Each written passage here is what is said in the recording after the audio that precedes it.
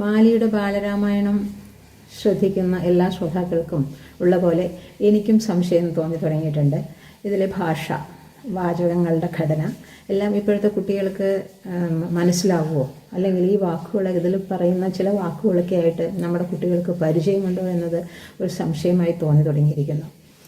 എൻ്റെ 45-35 വയസ്സ് പ്രായമുള്ള 2 മക്കളും അവർ 3-ാം ക്ലാസ്സോ 4-ാം ക്ലാസ്സോ ഒക്കെ എത്തിയ സമയത്ത് വായിച്ച പുസ്തകമാണിത്. അവരത് അന്ന് വായിച്ച് മനസ്സിലാക്കിയിട്ടുണ്ടെന്ന് എനിക്കറിയാം. പക്ഷേ ഇന്നത്തെ കുട്ടികൾക്ക് അത്രയധികം തന്നെ ഒരു ഭാഷാ പരിചയമില്ല. അതിനവരല്ല കുറ്റക്കാർ. അവരുടെ കരിക്കുലം മാറി, പഠന രീതികൾ മാറി. അന്നൊക്കെ ആണെങ്കിൽ മലയാളത്തിൻ്റെ ഒരു മെയിൻ പുസ്തകം ഉണ്ടാവും, അതുകൂടാതെ നോൺ ഡീറ്റെയിൽഡ് എന്ന് പറഞ്ഞിട്ടൊരു പുസ്തകം ഉണ്ടാവും. അപ്പോൾ പലതും അവർ തനിയെ വായിച്ച് പഠിക്കും. പിന്നെ ടീച്ചേഴ്സ് കഥകൾ പറഞ്ഞു കൊടുക്കും ക്ലാസ്സിൽ. അങ്ങനെയൊക്കെ ഒരു രീതി അവർക്ക് പരിചയം ഉണ്ടായിരുന്നു. പക്ഷേ ഇന്നത്തെ കുട്ടികൾക്ക് അതിനൊന്നും അങ്ങനെ ഒരു പരിചയമില്ല. ഇങ്ങനെ കഥയൊന്നും കേട്ടിരിക്കാൻ അവർക്ക് ക്ഷമയുമില്ല. പിന്നെ ഇപ്പോൾ എല്ലാം ഷോർട്സിൻ്റെ സമയമല്ലേ. ഇപ്പോൾ അവർക്ക് ഇത്രയൊന്നും നീട്ടി വലിച്ചൊരു കഥ പറയാനോ കഥ കേൾക്കാനോ ഉള്ള ക്ഷമയുമില്ല. എളുപ്പത്തിൽ എന്തെങ്കിലും കേൾക്കുക, ഷോർട്ടായിട്ട്. എന്നിട്ട് അതിനൊരു ഇപ്പോൾ അന്നൊക്കെ ആണെങ്കിൽ നമ്മളൊരു കഥ പറഞ്ഞൊരു അഭിപ്രായം പറയണമെങ്കിൽ അതിനെക്കുറിച്ചൊരു പഠനം എഴുതും, അല്ലെങ്കിൽ അതിനെക്കുറിച്ച് എന്തെങ്കിലും ഒരു അഭിപ്രായം എഴുതി അറിയിക്കുക, അല്ലെങ്കിൽ ക്ലാസ്സിൽ അത് പറഞ്ഞ് ശീലിക്കുക. അങ്ങനെയൊക്കെയുള്ളൊരു ശീലമാണ്. ഇപ്പോഴാണെങ്കിൽ ഇപ്പോൾ ഇതിൽ ഫേസ്ബുക്കിലും ഒക്കെ സോഷ്യൽ മീഡിയയിൽ വരുന്ന നല്ല കഥകളൊക്കെ ഉണ്ട്. നമുക്കതിനൊന്നും കുത്തിയിരുന്ന് ഒരു അഭിപ്രായം പറയുകയോ എഴുതുകയോ ഒന്നും ചെയ്യേണ്ട ആവശ്യമില്ല. വെറുതെ ഒരു ക്ലിക്ക് ഓഫ് ദ ബട്ടൺ മതി. അതിനൊരു ലൈക്കും ഷെയറും ഒക്കെ തന്നെയാണ് അവരും എക്സ്പെക്റ്റ് ചെയ്യുന്നത്. കാലം അങ്ങനെ മാറിപ്പോയി. ഈ മാറിയ കാലഘട്ടത്തിൽ ഈ പുസ്തകം വായന എല്ലാവർക്കും രസിക്കുന്നുണ്ടോ എന്നുള്ളത് എനിക്കറിയില്ല. ഏതായാലും ഞാനിത് ഈ പുസ്തകം ഒന്ന് എയറിൽ കിടക്കട്ടെ എന്ന് വിചാരിച്ചിട്ട് ഇത് വായിക്കാൻ തുടങ്ങിയിരിക്കുന്നതാണ്. വായിച്ച് കേൾക്കുന്നവർ, പറ്റുന്നവർ ആസ്വദിക്കുക. മറ്റുള്ളവരിലേക്ക്, അല്ലെങ്കിൽ ഇത് ഏതെങ്കിലും വിധത്തിൽ കേൾക്കാൻ ഇഷ്ടപ്പെടുന്നവരോ അല്ലെങ്കിൽ വെറുതെ കിടന്ന് കഥ കേൾക്കാൻ ഇഷ്ടപ്പെടുന്നവരുണ്ടെങ്കിൽ അവരിലേക്ക് ഇത് എത്തിക്കുക. അതെൻ്റെ ഒരു അഭ്യർത്ഥന മാത്രമാണ്. അതിനുവേണ്ടി സീനിയർ സാഹിബിൻ്റെ യൂട്യൂബ് ചാനൽ ഇതിലേക്ക് വിട്ടു തന്നതിനും ഒരുപാട് നന്ദിയുണ്ട്. എല്ലാവർക്കും നമസ്കാരം. രാമായണം പാരായണം 5-ാം ദിവസത്തിലേക്ക്. ഭഗീരഥൻ്റെ കഥ എല്ലാവരും കേട്ടിരിക്കുമല്ലോ. സൂര്യവംശത്തിലെ എല്ലാ രാജാക്കന്മാരും ഒരുപാട് ധർമ്മബോധവും നീതിബോധവും സത്യബോധവും ഒക്കെ ഉള്ള ആൾക്കാരാണ്. അവർക്കൊരു ലക്ഷ്യബോധം കൂടെ ഉണ്ട് എന്ന് കാണിച്ചു തന്നൊരു കഥയായിരുന്നു ഭഗീരഥൻ്റേത്. പലപ്പോഴും അങ്ങനെയാണ്, നമുക്ക് ജീവിതത്തിൽ അങ്ങനെയാണ്. നമുക്കൊരു ലക്ഷ്യസ്ഥാനത്ത് എത്തണം എന്നുണ്ടെങ്കിൽ വഴിയിൽ ഒരുപാട് പ്രശ്നങ്ങളുണ്ടാവാം. അത് പലതരത്തിലെ പല കൈവഴികളായിട്ട് വരും പ്രശ്നങ്ങൾ. ശിവൻ്റെ ജട പോലെ കെട്ടുപണഞ്ഞ് കിടക്കും പ്രശ്നങ്ങൾ നമ്മുടെ മുമ്പിൽ. പക്ഷെ നമ്മളുടെ ഒരു ഏകാഗ്രതയുണ്ടെങ്കിൽ, നമ്മൾക്ക് അതിനോടൊരു ലക്ഷ്യത്തിലെത്താനുള്ളൊരു മനോബലം ഉണ്ടെങ്കിൽ, നമ്മളതിനു വേണ്ടി പ്രയത്നിക്കുകയാണെങ്കിൽ തീർച്ചയായിട്ടും നമുക്കുള്ള കൈവഴി നമ്മളുടെ പിന്നാലെ വരും. നമ്മളാണ് മുമ്പിൽ തെളിച്ച് പോണത്. ഭഗീരഥനെ മാതിരി നമുക്ക് വേണ്ടെടുത്ത് കൊണ്ട് എത്തിക്കാൻ വേണ്ടിയിട്ട് നമുക്കുള്ള എല്ലാ സഹായ സഹകരണങ്ങളും നമ്മുടെ പിന്നാലെ എത്തിയിരിക്കും എന്നാണ് ഭഗീരഥൻ്റെ കഥ പറയുന്നത്. ഭഗീരഥ പ്രയത്നം എന്നൊരു പ്രയോഗം തന്നെയുണ്ട് മലയാളത്തിൽ.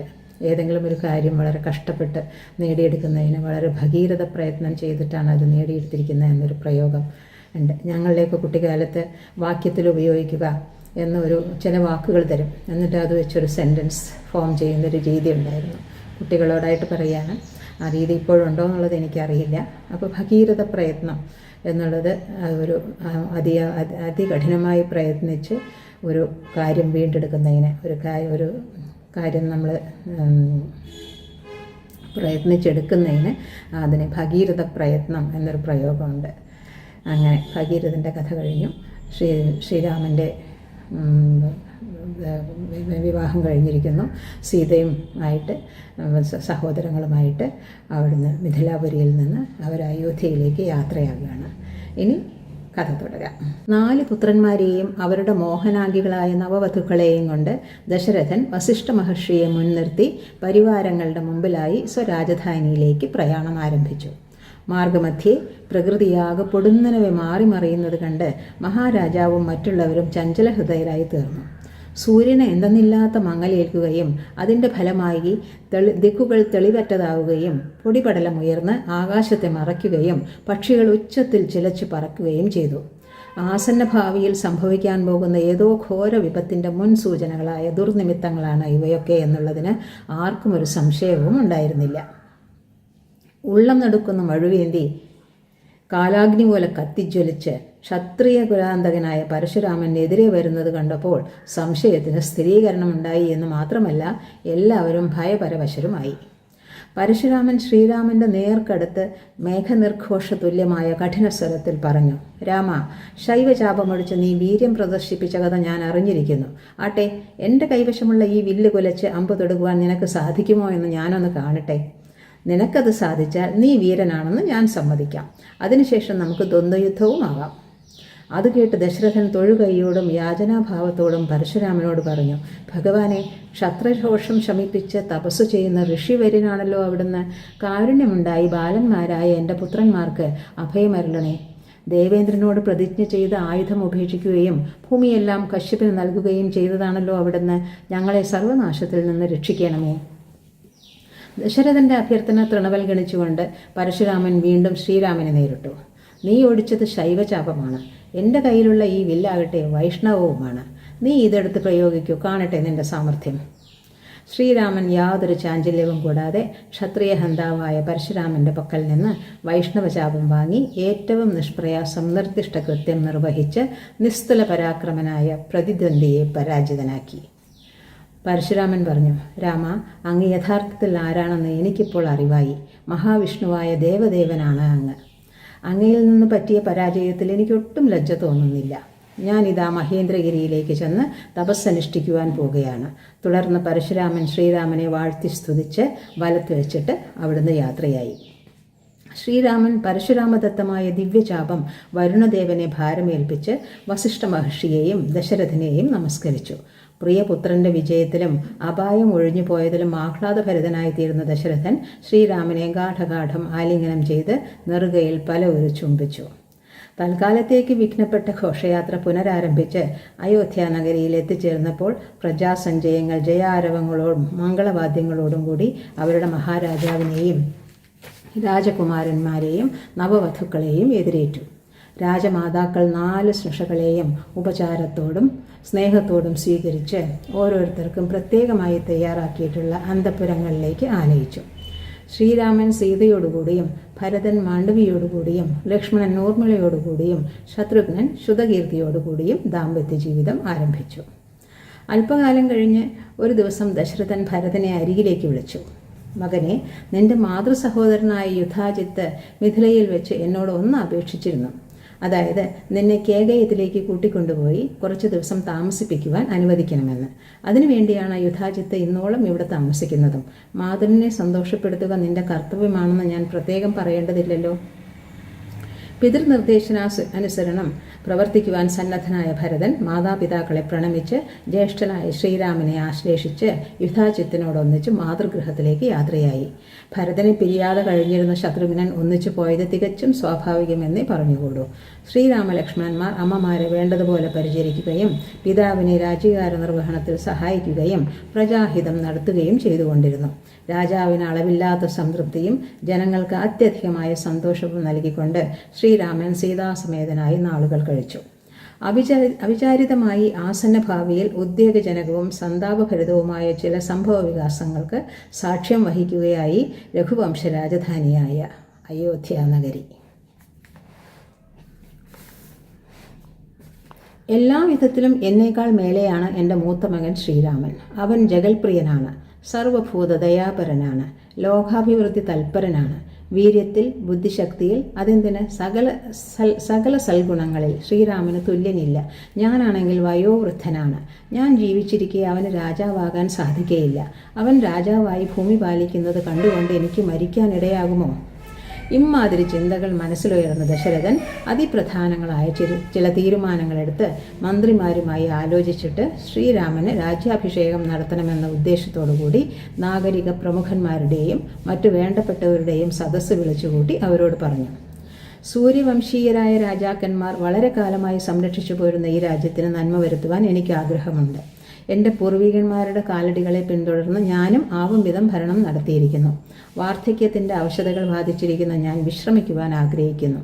എല്ലാവിധത്തിലും അർഹതയുള്ള ശ്രീരാമനെ യുവരാജാവായി അഭിഷേകം ചെയ്യുവാൻ ഞാൻ നിശ്ചയിച്ചിരിക്കുന്നു.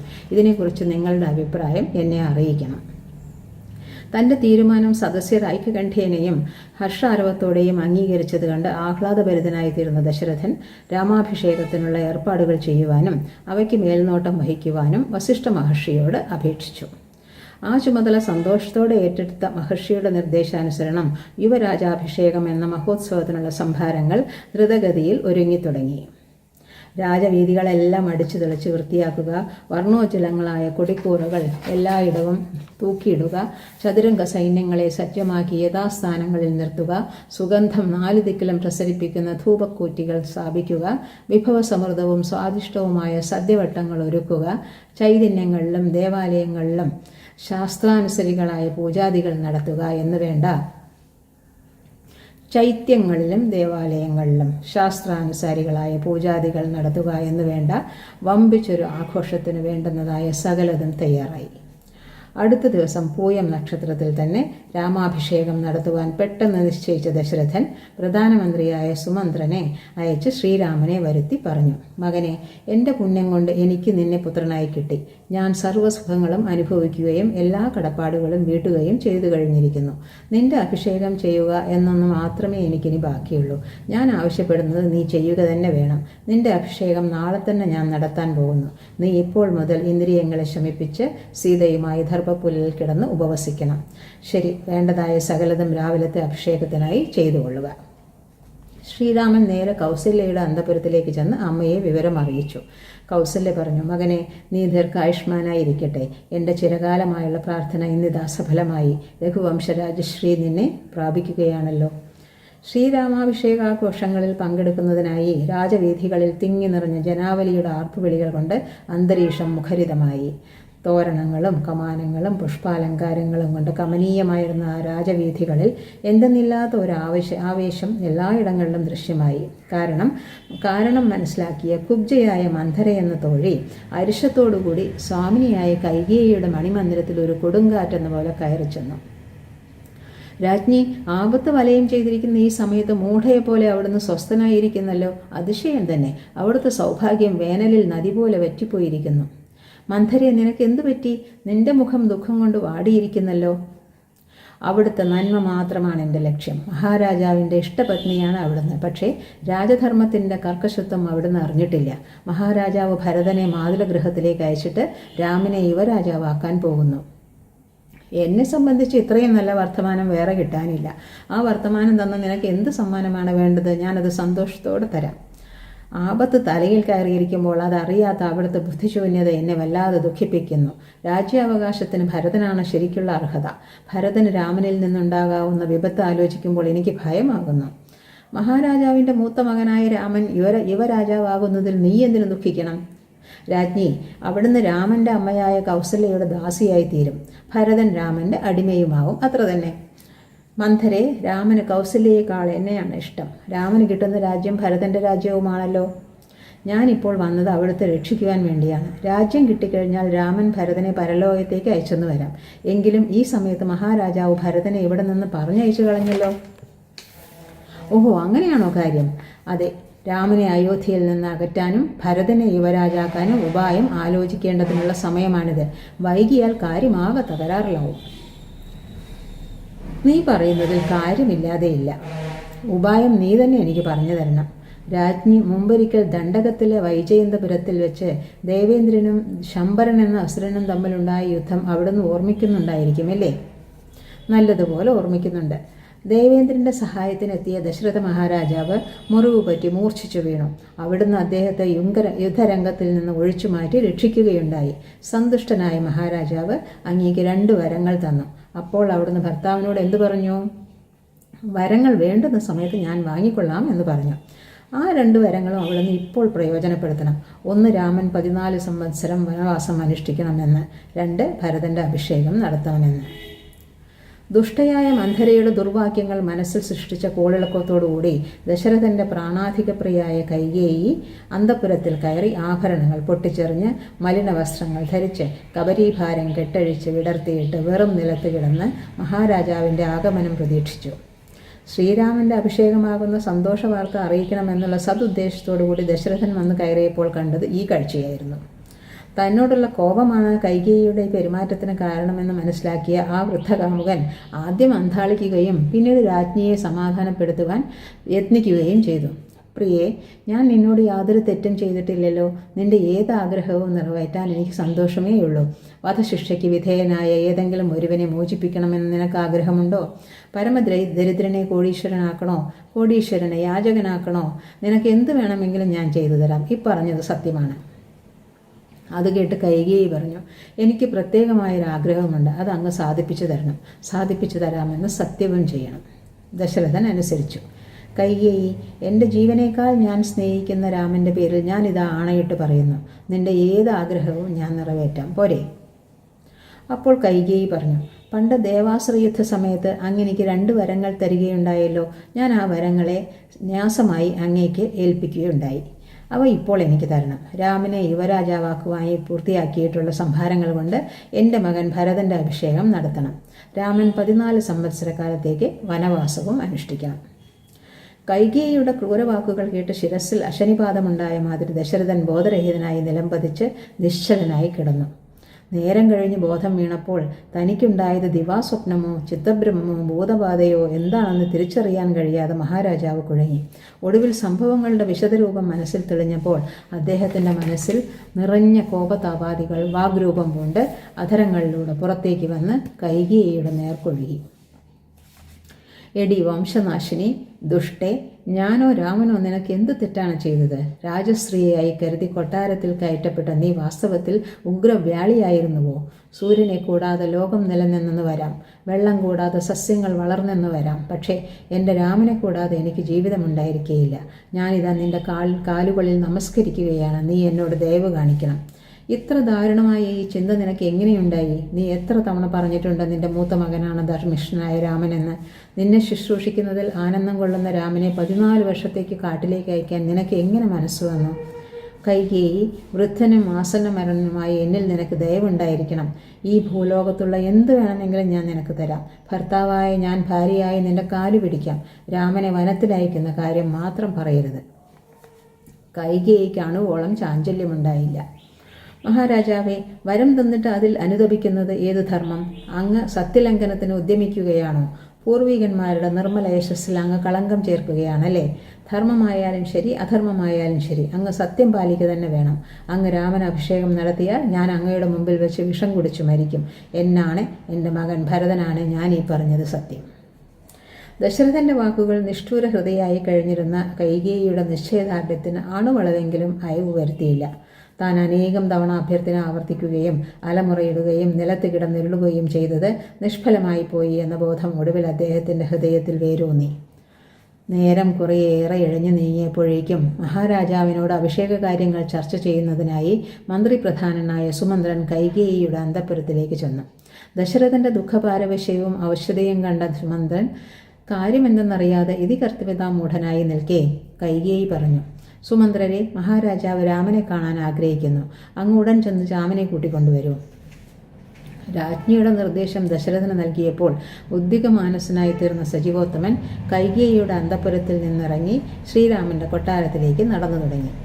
അയോധ്യ നഗരം ശ്രീരാമാഭിഷേകത്തിന് തയ്യാറായി ദേവേന്ദ്ര രാജധാനിയായ അമരാവതിയെയും അതിശയിക്കുമാറ് കമനീയവും സമാലംകൃതവുമായി തീർന്നിരിക്കുന്നു. അതേസമയം ആ മംഗളകർമ്മത്തിനുള്ള ഒരുക്കങ്ങളെല്ലാം സൂര്യവംശഗുരുവായ വസിഷ്ഠ മഹർഷിയുടെ അതിവിദഗ്ധമായ മേൽനോട്ടത്തിൽ പൂർത്തിയായിട്ടുണ്ട്. പുണ്യതീർത്ഥങ്ങളിൽ നിന്ന് കൊണ്ടുവന്ന ജലം അനേകം സ്വർണ്ണ കലശങ്ങളിൽ നിറച്ച് വായു കെട്ടി നിരത്തി വച്ചിരിക്കുന്നു. സസ്യാങ്കുരങ്ങൾ, ധൂപക്കുറ്റികൾ, നവരത്നങ്ങൾ, പുഷ്പങ്ങൾ, ദർഭപ്പുല്ല് മുതലായ ഒട്ടേറെ സാധനങ്ങൾ സമൃദ്ധങ്ങളായി കഴിഞ്ഞിരിക്കുന്നു. പല്ലക്കുകൾ, വെൺകൊറ്റക്കുടകൾ, ചാമരങ്ങൾ, പുലിത്തോലുകൾ തുടങ്ങിയ രാജചിഹ്നങ്ങൾ അതാതിടങ്ങളിൽ വെച്ചിട്ടുണ്ട്. പർവ്വതാകാരന്മാരായ ഗജേന്ദ്രനും അഴകേറിയ അശ്വങ്ങളും സ്വർണ്ണമയമായ രഥങ്ങളും കഞ്ചുകധാരികളായ പതാതികളും നിശ്ചിത സ്ഥാനങ്ങളിൽ നിലയുറപ്പിച്ചിരിക്കുന്നു. നിറപ്പകിട്ടാർന്ന വിശേഷ വസ്ത്രങ്ങളും വിവിധ രീതികളിലുള്ള ആഭരണങ്ങളും അണിഞ്ഞ പൗരജനങ്ങൾ രാജവീഥികളിൽ തിങ്ങി നിറഞ്ഞ് അഭിഷേക മുഹൂർത്തം പ്രതീക്ഷിച്ച് നിലകൊള്ളുന്നു. തങ്ങളുടെ കണ്ണിലുണ്ണിയായ ശ്രീരാമന് താമസിയാതെ സിദ്ധമാകാൻ പോകുന്ന നൂതന പദവി ഒന്നു മാത്രമാണ് അവരുടെ സംഭാഷണ വിഷയം. ആഹ്ലാദ സൂചകങ്ങളായ കാഴ്ചകൾ കാണാതെയും ശബ്ദങ്ങൾ കേൾക്കാതെയും തനിക്ക് ഈശ്വരതുല്യനായ മഹാരാജാവിൻ്റെ അസ്വസ്ഥതയെക്കുറിച്ച് മാത്രം ആലോചിച്ചും വിഷാദിച്ചും സുമന്ത്രൻ ശ്രീരാമനെ ചെന്ന് കണ്ട് പിതൃനിർദ്ദേശങ്ങൾ അറിയിച്ചു. ശ്രീരാമൻ സീതയോട് പറഞ്ഞു, കൈകേയി അമ്മ എൻ്റെ അഭിഷേക കാര്യങ്ങളെക്കുറിച്ച് അച്ഛനോട് ചർച്ച ചെയ്യുകയായിരിക്കണം. ഞാൻ അച്ഛനെ കണ്ടിട്ട് താമസിയാതെ മടങ്ങിയെത്തും. സീത ഭർത്താവിന് മംഗളം നേർന്നു. ബ്രഹ്മാവ് സ്വർഗ്ഗലോകത്ത് ദേവേന്ദ്രന് കൊടുത്തതുപോലെ പിതാവ് അങ്ങേക്ക് ഈ രാജ്യം നൽകുമാറാവട്ടെ. ശ്രീരാമൻ കഴിയുന്നത്ര വേഗത്തിൽ ദശരഥന്റെ കൊട്ടാരത്തിലെത്തി. ഭടന്മാർ കാത്തു നിൽക്കുന്ന 3 മതിൽക്കെട്ടുകൾ കടന്ന് അന്തഃപുരത്തിനുള്ളിൽ പ്രവേശിച്ച് ആദ്യം പിതാവിൻ്റെയും രണ്ടാമത് കൈകേയിയുടെയും പാദങ്ങളിൽ നമസ്കരിച്ചു. രാമ എന്ന ഒറ്റ വാക്ക് പറയാനല്ലാതെ കണ്ണീർ ചിന്നുന്ന കണ്ണുകളോടെ അത്യധികമായ സങ്കടത്തോടെ പരവശനായിരിക്കുന്ന ദശരഥന് മറ്റൊന്നും ചെയ്യാനായില്ല. അക്ഷോഭ്യമായ സമുദ്രം കലങ്ങി മറിഞ്ഞതുപോലെയും കാർമേഘം സൂര്യനെ മറച്ചതുപോലെയും വർത്തിക്കുന്ന പിതാവിനെ കണ്ട് ശ്രീരാമൻ നടുങ്ങിപ്പോയി. അമ്മേ, ഞാൻ അറിയാതെ അച്ഛനോട് എന്തെങ്കിലും പിഴ ചെയ്തിട്ടുണ്ടോ? എപ്പോഴും എന്നോട് വാത്സല്യമുള്ള അച്ഛൻ മുഖശ്രീ കേട്ട് എന്നോട് മിണ്ടാതിരിക്കുന്നത് എന്തുകൊണ്ടാണ്? അച്ഛന് ദേഹത്തിനോ മനസ്സിനോ എന്തെങ്കിലും നൊമ്പരമുണ്ടായിട്ടുണ്ടോ? എൻ്റെ ജന്മദാതാവിൻ്റെ സുഖം തന്നെയാണ് എൻ്റെ സുഖം. അച്ഛൻ്റെ ഈ മാറ്റത്തിന് കാരണം എന്താണെന്ന് എന്നോട് സത്യം പറയണം. കൈകേയി പറഞ്ഞു, രാമ, മഹാരാജാവിന് നിന്നോട് യാതൊരു ദേഷ്യവുമില്ല. എന്നാൽ ഒരു വിചാരമില്ലായികയില്ല. നിന്നോട് അപ്രിയം പറയാൻ മടിയുണ്ട് എന്നേ ഉള്ളൂ. മഹാരാജാവ് എനിക്ക് മുമ്പ് വരം നൽകിയിട്ട് ഇപ്പോൾ പശ്ചാത്തപിക്കുകയാണ്. വെള്ളം വാർന്നുപോയ സ്ഥലത്ത് ചിറ കെട്ടുന്നത് പോലെയാണ് അദ്ദേഹത്തിൻ്റെ പ്രവൃത്തി. നിനക്ക് വേണ്ടി അദ്ദേഹം സത്യലംഘനം ചെയ്യാതിരിക്കട്ടെ. ശ്രീരാമൻ അമ്പരന്ന് പോയി. അമ്മേ, അച്ഛൻ ആവശ്യപ്പെട്ടാൽ ഞാൻ തീയിൽ ചാടാനോ വിഷം കഴിക്കാനോ സമുദ്രത്തിൽ മുങ്ങാനോ ഒട്ടും മടിക്കുകയില്ല. അച്ഛൻ്റെ ആഗ്രഹം എന്തെന്ന് അമ്മ പറയണം. അതെന്തു തന്നെ ആയിക്കൊള്ളട്ടെ, ഞാൻ സാധിപ്പിക്കും. 2 വാക്ക് പറയുന്നവനല്ല ഈ രാമൻ. അത് കേട്ട് കൈകേയി വരങ്ങളുടെ കഥ കേൾപ്പിച്ചിട്ട് ശ്രീരാമൻ്റെ കർത്തവ്യം എന്തെന്ന് ചൂണ്ടിക്കാട്ടി. രാമ, നീ 14 വർഷക്കാലം വനവാസം അനുഷ്ഠിക്കണം. ഭരതൻ യുവരാജാവായി വാഴുകയും വേണം. ഇത് നിന്നോട് നേരിട്ട് പറയാൻ മഹാരാജാവ് ആളല്ല. അതുകൊണ്ട് നീ തന്നെ നിന്റെ അച്ഛൻ്റെ സത്യം പാലിക്കണം. മരണശിക്ഷയോട് സാദൃശ്യം വഹിക്കുന്ന ഈ നിർദ്ദേശം കേട്ടപ്പോൾ അല്പമാത്രമായ വിക്ഷോഭമോ ഭയമോ കൂടാതെ ശ്രീരാമൻ പറഞ്ഞു, അമ്മേ, ഞാൻ സന്തോഷത്തോടെ കാട്ടിലേക്ക് ചെന്ന് 14 വർഷം കഴിച്ചുകൊള്ളാം. അമ്മ ആവശ്യപ്പെട്ടാൽ പോലും സർവസ്വവും പരിത്യജിക്കുന്നവനാണ് ഞാൻ. ആ സ്ഥിതിക്ക് അച്ഛൻ്റെ ആജ്ഞയെക്കുറിച്ച് പറയാനുണ്ടോ? ഇപ്പോൾ തന്നെ രാജദൂതന്മാർ കേകയത്തിലേക്ക് പോയി ഭരതനെ ഇങ്ങോട്ട് കൊണ്ടുവരട്ടെ. ഞാൻ കാട്ടിലേക്ക് പോവുകയും ചെയ്യാം. ശ്രീരാമവചനം കേട്ട ദശരഥൻ ശോകനിമഗ്നനായി ദീർഘശ്വാസം പുറപ്പെടുവിച്ച് വീണ്ടും ബോധരഹിതനായി. ശ്രീരാമൻ പിതാവിന് ബോധം വരുത്തി അദ്ദേഹത്തെയും കൈകേയിയെയും പ്രദക്ഷിണം ചെയ്തിട്ട് അന്തഃപുരത്തേക്ക് പുറത്തിറങ്ങി നടന്നു തുടങ്ങി. അഭിഷേകാഘോഷത്തിനായി ഏർപ്പെടുത്തിയിട്ടുള്ള അലങ്കാരങ്ങളെ ഒന്ന് നോക്കുക പോലും ചെയ്യാതെ മറ്റാരെയും ദുഃഖസാഗരത്തിൽ ആറാടിച്ചേക്കാവുന്ന ഈ സന്ദർഭത്തിൽ മുഖത്ത് യാതൊരു ഭാവഭേദവും പ്രദർശിപ്പിക്കാതെ ആ യുവധാർമ്മികൻ കൗസല്യയുടെ അന്തഃപുരത്തിൽ എത്തിച്ചേർന്നു. പുത്രാഭിധേയത്തിനായി അച്യുതാർച്ചനയും ഹോമവും കഴിച്ചുകൊണ്ടിരിക്കുന്ന സുവ്രതയായ കൗസല്യ ശ്രീരാമനെ ഗാഢാശ്ലേഷം ചെയ്ത് മൂർധാവിൽ ചുംബിച്ച് ആസന്നമായിരിക്കുന്ന അഭിഷേകത്തിലുള്ള സന്തോഷം പ്രകടിപ്പിച്ചു. ശ്രീരാമൻ പറഞ്ഞു, അമ്മേ, അമ്മയ്ക്കും ലക്ഷ്മണനും സീതയ്ക്കും ദുഃഖമുളവാക്കുന്ന ഒരു വർത്തമാനം അറിയിക്കാനുണ്ട്. അച്ഛൻ ഭരതനാണ് ഇളമപ്പട്ടം നിശ്ചയിച്ചിരിക്കുന്നത്. എനിക്കായി നിർദ്ദേശിക്കപ്പെട്ട 14 വർഷത്തെ വനവാസത്തിനായി ഞാനിതാ പോവുകയാണ്. മഴുകൊണ്ട് മുറിച്ചിട്ട വനവൃക്ഷശാഖ പോലെ ആകാശത്ത് നിന്ന് ഭൂമിയിൽ പതിച്ച ദേവത പോലെ കൗസല്യ ബോധരഹിതയായി നിലത്തു വീണു. ആ സമയത്ത് തന്നോടൊന്നിച്ചുണ്ടായിരുന്ന ലക്ഷ്മണനോടുകൂടി ശ്രീരാമൻ പ്രിയ മാതാവിനെ ശുശ്രൂഷിച്ചപ്പോഴേക്കും മഹാരാജ്ഞിക്ക് ബോധം വീണു. അവർ ലക്ഷ്മണൻ കേൾക്കെ കരഞ്ഞുകൊണ്ട് പറഞ്ഞു, രാമ, നീ എൻ്റെ പുത്രനായി ജന്മമെടുത്തതുകൊണ്ട് നിനക്ക് ഈ അനുഭവം ഉണ്ടായത്. നീ ജനിച്ചതിൽ പിന്നെ 17 വർഷങ്ങൾ ഞാൻ അല്ലലറിഞ്ഞിട്ടില്ല. ഇപ്പോഴുണ്ടായിരിക്കുന്ന ഈ മഹാദുഃഖം സഹിക്കാൻ എനിക്ക് കരുത്തില്ല. എനിക്കിനി വേണ്ടത് മരണം മാത്രമാണ്. നിന്റെ അഭ്യുദയത്തിനായി ഞാൻ എത്ര വ്രതങ്ങളും ദാനധർമ്മങ്ങളും പൂജകളും മറ്റും അനുഷ്ഠിച്ചു. എല്ലാം മൂഷരഭൂമിയിൽ വിതച്ച വിത്തുകളെപ്പോലെ ആയല്ലോ. എന്തായാലും ശരി, ഞാനും നിന്നോടൊന്നിച്ച് കാട്ടിലേക്ക് വരും. അത്രയും പറഞ്ഞ് കൗസല്യ സങ്കടം സഹിക്കാനാവാതെ ഏങ്ങി കരഞ്ഞു തുടങ്ങി. ജ്യേഷ്ഠൻ എന്ന നിലയിലും സർവ്വസൽഗുണ സമ്പന്നൻ എന്ന നിലയിലും ശ്രീരാമനെ ആരാധനാപാത്രമാക്കിയിരിക്കുന്ന ലക്ഷ്മണന്റെ കോപം സ്ത്രീജിതൻ എന്ന് കരുതിയ സ്വപിതാവിൻ്റെ നേർക്ക് തിരിഞ്ഞു. അധർമ്മം ചെയ്യുന്നവൻ ജന്മദാതാവാണെങ്കിൽ കൂടി എനിക്ക് കൊല്ലാൻ മടിയില്ല. ശത്രുക്കൾ പോലും എൻ്റെ ജ്യേഷ്ഠനെ ദേവതുല്യനായി കരുതുന്നവരാണ്. അധർമ്മിയായ രാജാവിനെ ധർമ്മിഷ്ഠരായ പുത്രന്മാർ അനുസരിക്കേണ്ടതില്ല. ഞാൻ ഭരതനെ വധിക്കുക തന്നെ ചെയ്യും. എൻ്റെ ജ്യേഷ്ഠൻ്റെ വകയായ രാജ്യത്തെ രാജാവ് എന്തിനാണ് ഭരതന് കൊടുക്കുന്നത്? അമ്മയുടെ ദുഃഖം ഞാൻ ഇന്ന് തന്നെ തീർത്തു തരാം. ലക്ഷ്മണൻ്റെ വാക്കുകൾ കൗസല്യയ്ക്ക് ധൈര്യമേകി. രാമ, ഗുരുത്വം പരിഗണിക്കുമ്പോൾ പിതാവിന് തുല്യയാണ് മാതാവ്. ഞാൻ നിനക്ക് കാട്ടിലേക്ക് പോകാൻ അനുവാദം തരികയില്ല. നീ എന്നെ വിട്ടുപോയാൽ ഞാൻ പ്രായോപവേശം ചെയ്ത് ജീവൻ കളയും. ശ്രീരാമൻ പറഞ്ഞു, അമ്മേ, അച്ഛൻ്റെ ആജ്ഞ എനിക്ക് അനുസരിച്ചേ പറ്റൂ. എൻ്റെ പൂർവികന്മാർ പിതൃശാസനങ്ങൾക്ക് വഴങ്ങിയവരാണ്. അവരുടെ വഴിക്ക് പോവുകയല്ലേ എൻ്റെ ധർമ്മം. തുടർന്ന് ശ്രീരാമൻ ലക്ഷ്മണന് നേർക്ക് തിരിഞ്ഞു. അനുജ, നിനക്ക് എന്നോടുള്ള സ്നേഹവും നിന്റെ ശക്തിയും ശൗര്യവും എനിക്ക് നല്ലപോലെ അറിയാവുന്നതാണ്.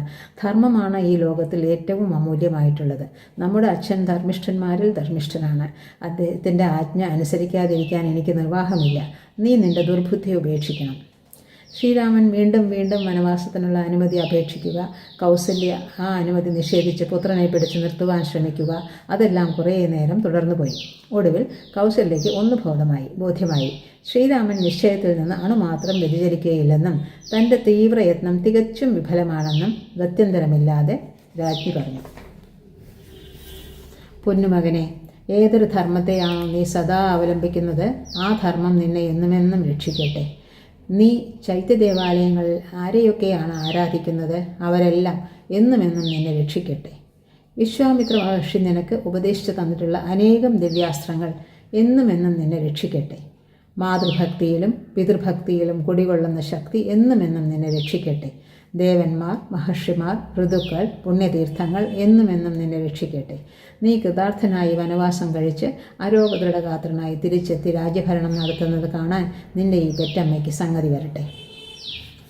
കണ്ണുകളിൽ നിന്ന് അരുവി പോലെ അശ്രുജലമൊഴുകുന്ന പ്രിയമാതാവിനെ നമസ്കരിച്ച് വലത്ത് വെച്ചിട്ട് ശ്രീരാമൻ പ്രാണപ്രേയസിയോട് വിട പറയുന്നതിനായി സീതയുടെ അന്തഃപുരത്തിലേക്ക് പോയി.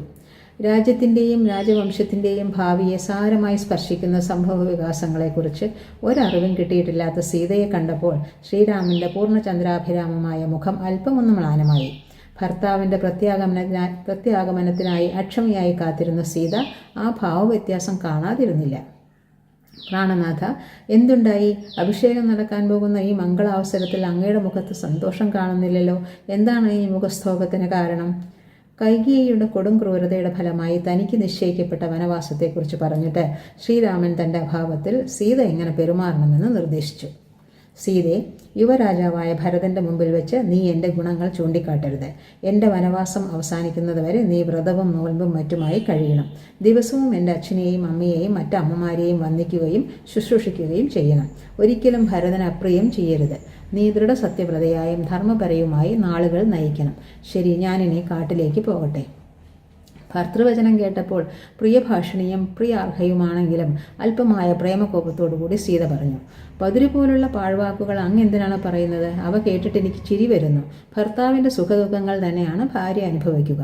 അങ്ങേക്ക് കിട്ടിയപ്പോൾ തന്നെ എനിക്കും കിട്ടി വനവാസത്തിനുള്ള ആജ്ഞ. അങ്ങ് വനത്തിലേക്ക് പോവുകയാണെങ്കിൽ മുമ്പേ നടക്കുന്നത് ഞാനായിരിക്കും. എൻ്റെ അച്ഛനമ്മമാർ എൻ്റെ കർത്തവ്യങ്ങൾ പറഞ്ഞു തന്നിട്ടുണ്ട്.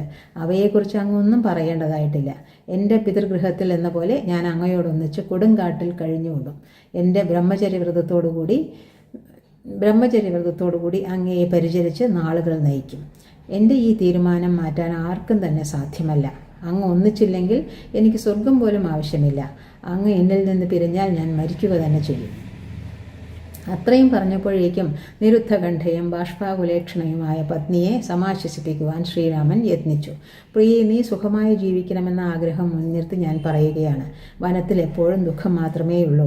മതയാനകൾ, ഘോരസിംഹങ്ങൾ, ഭീകര സർപ്പങ്ങൾ, മറ്റു ക്ഷുദ്രജീവികൾ ധാരാളമുണ്ട് അവിടെയെല്ലാം.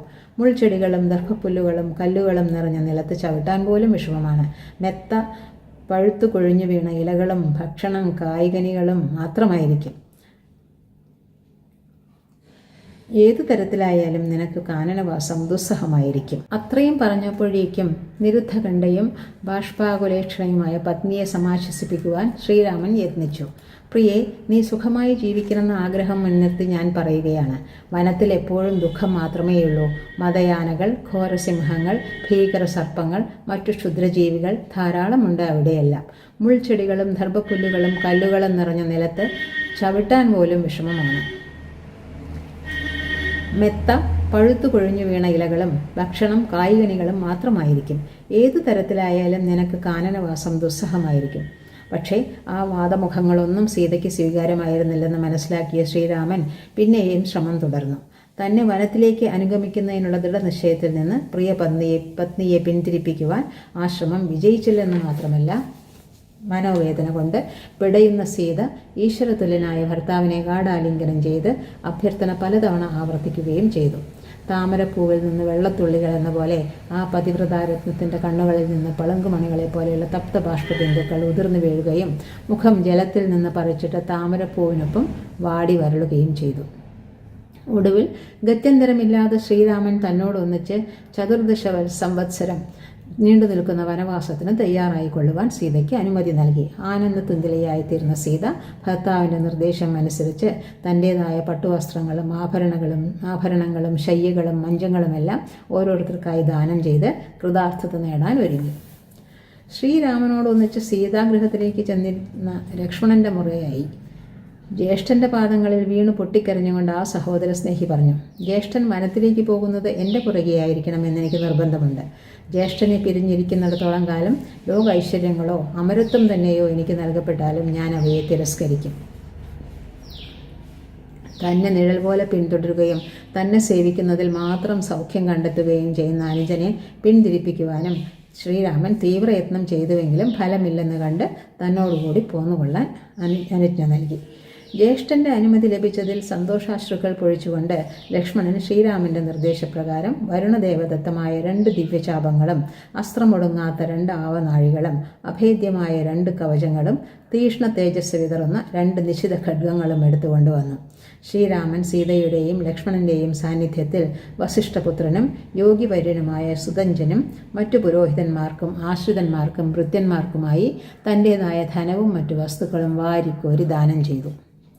ഇത്തരുണത്തിൽ ഗർഗപുത്രനും ത്രിജടൻ എന്നു പേരുള്ളവനുമായ യോഗിക്കുണ്ടായ അനുഭവം എന്തായിരുന്നു എന്നുകൂടി ചുരുക്കത്തിൽ വിവരിക്കേണ്ടതായിട്ടുണ്ട്. ആത്മീയ കാര്യങ്ങളിൽ മാത്രം ശ്രദ്ധിച്ചു പോന്നിരുന്ന ത്രിജടനും ഭാര്യയും കുട്ടികളും കടുത്ത ദാരിദ്ര്യ ദുഃഖം കൊണ്ട് വലയുകയായിരുന്നു.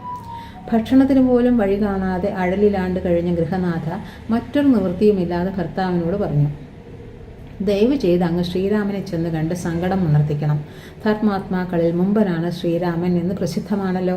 അദ്ദേഹം നമുക്ക് എന്തെങ്കിലും തരാതിരിക്കുകയില്ല. ഭാര്യയുടെ അപേക്ഷയനുസരിച്ച് ത്രിജടൻ കുടിലിൽ നിന്നിറങ്ങി കൊട്ടാരത്തിലേക്ക് ചെന്ന് ശ്രീരാമനെ കണ്ടു പറഞ്ഞു, രാജപുത്ര, അനേകം മക്കളുള്ള ഞാൻ നിത്യവൃത്തി നടത്തുവാൻ പോലും പറ്റാതെ മഹാദരിദ്രനാണ്. ഈ ദരിദ്രനിൽ അവിടത്തേക്ക് കനിവുണ്ടാകണമേ. ആർത്തത്രാണപരായണനായ ശ്രീരാമൻ പറഞ്ഞു, മഹാത്മൻ, അങ്ങ് ഒരു ദണ്ടെടുത്തെറിഞ്ഞാൽ അത് എവിടെ വീഴുന്നുവോ അവിടം വരെ നിലന്നു നിൽക്കാവുന്ന പശുക്കളെ ഞാൻ അങ്ങേക്ക് തരാം. ത്രിജടൻ ദണ്ടെറിയുകയും ശ്രീരാമൻ വാഗ്ദാനം നിറവേറ്റുകയും ചെയ്തു എന്ന് പ്രത്യേകിച്ച് പറയേണ്ടതില്ലല്ലോ. സീതയോടും ലക്ഷ്മണനോടും കൂടി ശ്രീരാമൻ വന്യപിതാവിനോട് വിടവാങ്ങുന്നതിനായി ദശരഥൻ്റെ കൊട്ടാരത്തിലേക്ക് നടന്നു തുടങ്ങി. അന്നുവരെ സ്വർണ്ണരഥത്തിൽ ആരൂഢനായി രാജവീതികളിലൂടെ സഞ്ചരിച്ചിരുന്ന ശ്രീരാമൻ രാജ്യാവകാശം നിഷേധിക്കപ്പെട്ടപ്പോൾ വനചരനെ പോലെ കാൽനടയായിട്ടാണ് പോയത്.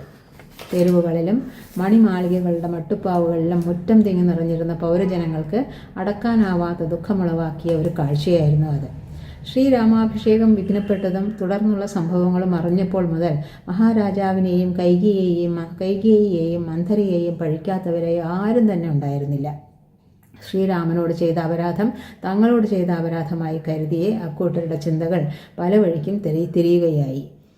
വീടും നാടും ഉപേക്ഷിച്ച് ശ്രീരാമനോടുകൂടി വനാന്തരങ്ങളിൽ വാസമുറപ്പിക്കുകയാണ് തങ്ങൾ ചെയ്യേണ്ടതെന്ന് കരുതിയവർ ധാരാളം ഉണ്ടായിരുന്നു. സർവ്വ ഐശ്വര്യങ്ങളും വിലസിയിരുന്നതും ശ്രീരാമ സാന്നിധ്യമില്ലാത്തതുകൊണ്ട് നാശോന്മുഖമാകുന്നതുമായ രാജ്യം കാടായിത്തീരുകയും ശ്രീരാമ സാന്നിധ്യമുള്ള നാടായിത്തീരുകയും ചെയ്യുന്നതിന് തങ്ങൾ വഴിയൊരുക്കണമെന്ന് അവർ ആഗ്രഹിച്ചു. അവരുടെ ഹൃദയങ്ങളിൽ ശോകാവേശവും കണ്ണുകളിൽ ചുടുജലവും നിറച്ചുകൊണ്ട് ശ്രീരാമൻ പത്നിയാലും അനുജനാലും അനുഗതനായി ദശരഥൻ്റെ കൊട്ടാരത്തിൽ എത്തിച്ചേർന്നു. അർത്ഥപ്രജ്ഞനായി ബാഷ്പപൂർണ്ണ നേത്രനായി സ്വാപരാധബോധവാനായി ശയിക്കുന്ന മഹാരാജാവിൻ്റെ സവിധത്തിലേക്ക് മഥിതഹൃദയനായ വിശ്വസ്ത സജീവൻ സുമന്ത്രൻ ശ്രീരാമനെ ആനയിച്ചു. പുത്രനെ ആശ്ലേഷിക്കുവാനായി ചാടി എണീക്കുവാൻ ശ്രമിച്ച ദശരഥൻ അതിനാവാതെ ക്ഷീണബാധിതനും വ്യസനാക്രാന്തനുമായി മോഹാലസ്യപ്പെട്ട് കിടപ്പായി. അല്പനേരം കഴിഞ്ഞ് അദ്ദേഹത്തിന് സുബോധം തിരിച്ചു കിട്ടിയപ്പോൾ ശ്രീരാമൻ തൊഴുതുകൊണ്ട് പറഞ്ഞു, അച്ഛാ, ഞങ്ങളുടെ ഈശ്വരനാണ് അച്ഛൻ. ഞാൻ വിസമ്മതിച്ചുവെങ്കിലും സീതയും ലക്ഷ്മണനും എന്നോടുകൂടി വനവാസത്തിന് തയ്യാറായിരിക്കുന്നു. ഞങ്ങൾക്ക് പോകുവാൻ അച്ഛന് അനുവാദം തരണം. ദശരഥൻ ഗദ്ഗതത്തോടെ പറഞ്ഞു, രാമ, കൈകേയിക്ക് വരം നൽകിയതിനാൽ ഞാൻ ഭ്രാന്തനെ പോലെ ആയിത്തീർന്നിരിക്കുന്നു. നീ എന്നെ പിടിച്ചു കെട്ടി തടവിലിട്ടിട്ട് അയോധ്യ രാജാവായി ഭരണം കൈയടക്കൂ. ശ്രീരാമൻ പ്രതിവചിച്ചു, അച്ഛാ, അച്ഛൻ്റെ സത്യം പാലിക്കുന്നതിനായി ഞാൻ 14 വർഷം വനത്തിൽ കഴിയും. അതിനുശേഷം അച്ഛൻ്റെ പാദങ്ങളിൽ നമസ്കരിക്കുവാൻ എനിക്ക് സാധിക്കണം. അച്ഛനൊന്നുകൊണ്ടും വ്യസനിക്കരുത്, ഞാൻ പോയി വരട്ടെ. കണ്ടും കേട്ടും നിന്നിരുന്ന രാജസ്ത്രീകളിലും സഖിമാരിലും പരിചാരികമാരിലും പൊട്ടിക്കരയാത്ത ഒരേ ഒരുവൾ കൈകേയിയായിരുന്നു. മഹാരാജാവിനോടുള്ള ഭക്തി-ആദരങ്ങൾ മഹാരാജ്ഞിമാരോടും പ്രകടിപ്പിച്ചു വരാറുള്ള സജീവോത്തമനായ സുമന്ത്രൻ ആത്മനിയന്ത്രണം വിട്ട് കൈകേയിയോട് പറഞ്ഞു, രാജ്ഞി, അവിടത്തേക്ക് ചെയ്യാൻ കഴിയാത്ത ദുഷ്കൃത്യങ്ങൾ യാതൊന്നുമില്ലെന്ന് തീർച്ചയാണ്. ഭർത്തൃനാശിനിയായ അവിടുന്ന് ഇനി കുലനാശിനിയുമാകും. അവിടുത്തെ മകൻ ഭരതൻ വാഴാൻ പോകുന്ന ഈ രാജ്യത്തിൽ ഒരൊറ്റ പ്രജയും കഴിഞ്ഞുകൂടാൻ ആഗ്രഹിക്കുകയില്ല. അവിടുന്ന് ചെയ്ത അനീതിയുടെ ഫലമായി ഭൂമി പിളർന്നു പോകാത്തതാണ് ആശ്ചര്യം. മാവ് വെട്ടി അവിടെ വേപ്പ് നട്ട് പാലുകൊണ്ട് നനച്ചാലും കായ് മധുരിക്കുകയില്ല. അവിടുത്തെ അമ്മയുടെ ദുർവാശി തന്നെയാണ് അവിടത്തേക്കും. കൈകേയിയുടെ മാതാവിൻ്റെ ദുർവാശിയെക്കുറിച്ച് ഉള്ള കഥ സുമന്ത്രൻ പറയും. അത് അടുത്ത ദിവസം കേൾക്കാം.